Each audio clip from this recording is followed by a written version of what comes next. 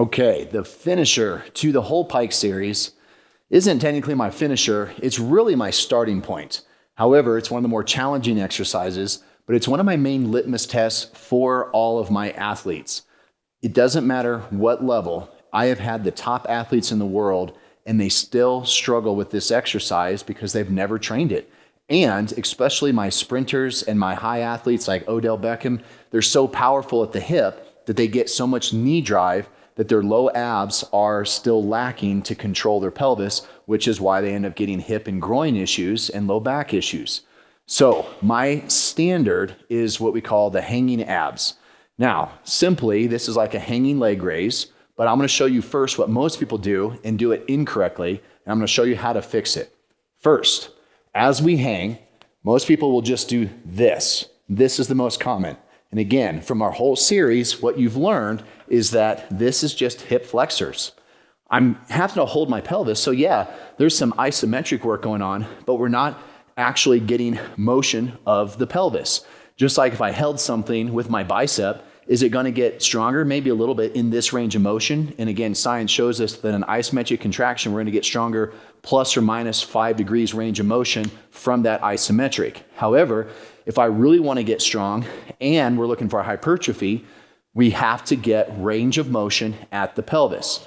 So I don't care as much from here to here. What I care about is here to here. Now, notice I'm not leaning back, okay? I am trying to rock my pelvis. So I go from here to here, and that's the key. So again, I'm hanging, not here, there, boom, boom, right here. That is the range of motion I'm looking for. Now, as you get good in that, then I can control and open it up all the way. Straight leg, curl, straight leg, curl, straight leg, curl. And then the last one is toes to the bar. Straight leg, toes to the bar, coming down, toes to the bar, which obviously is a lot more advanced. Now, you're probably looking at this going, Chris, I can barely hang. Yes, grip strength, shoulders, they can become a limiting factor in the hanging leg raise, which is why I prefer using what we call ab wings, which are basically the straps that hang and you put your arms through, and that way you can rest. There's a lot of companies. Spuddy makes a great one. Now you can go to Amazon. If you just type in hanging leg raises or ab wings, okay, you'll see what I'm talking about. Those you can strap on to a pull-up bar, take them to your gym, whatever. They're a lot more comfortable, and you can bang out more volume that way.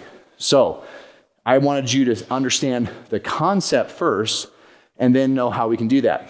But why this is also important, you saw me say it at the beginning, a lot of times at the gym, you're in that thing where the pads are on the arms and we're just doing this. That's why I don't like that, because it's locked out your back and you really can't get that very well. So the hanging abs is the final piece of resistance. We have to get good at bringing the pelvis up. Now, at the very beginning, if you're in your ab wings and you can't even bring your knees to your elbows, that's where you have to start. You're going to have a partner hold your feet. You can use bands. Imagine if I were here, now I can bring my knees to my elbows. This is where we want to be. If I can't even hold that for 30 seconds, I'm probably not ready to start doing repetitions. So again, just so you can see, if I'm hanging, my arms are in this position, not hanging, and I want you to see the range of motion every single time. So once again, I'm here. If I were hanging, my arms would be here, knees to elbows. I'm gonna stop right here, back up, touch, touch, touch. There's my straight one. There's my leg raise. Yes, it's a lot more advanced, a lot more challenging, but that's where you're gonna get the greatest ab development.